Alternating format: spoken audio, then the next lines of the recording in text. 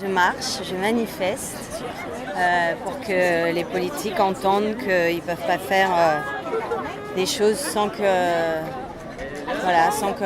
ne réagisse pas quand ce sont des choses contre nature et contre logique. C'était important pour vous de venir à cette marche pour le climat à Paris ? Oui, c'est important d'être là, c'est important de se réunir, c'est important de s'indigner, c'est important de donner une impulsion qui a déjà été donnée depuis bien longtemps mais qui n'était toujours pas entendue, disons. Et qu'est-ce qui manque selon vous alors pour que cette impulsion prenne vie De la conscience. Les politiques sont des gens éduqués, intelligents, mais ils n'ont pas de conscience, malheureusement. Qu'est-ce que vous pensez justement de la démission de Nicolas Hulot ? Pour vous, est-ce que ça peut permettre cette prise de conscience dont vous parlez ? Il y a pas mal de gens qui prennent conscience depuis un certain temps, de plus en plus de gens d'ailleurs. Et la démission d'un homme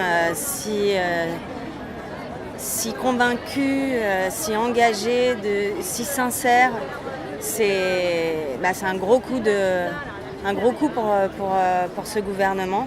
Et j'espère qu'ils vont l'entendre. J'espère que, en tout cas, manifestement, les gens le soutiennent.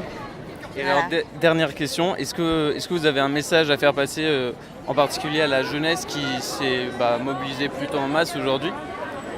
C'est difficile de se projeter dans les générations futures, mais il faut essayer un petit peu et s'éduquer aussi, prendre conscience de notre impact, faire une inspection intérieure et être honnête avec soi-même. Le constat aujourd'hui est quand même pénible à regarder et qu'on est encore à un moment où on peut inverser les choses et il faut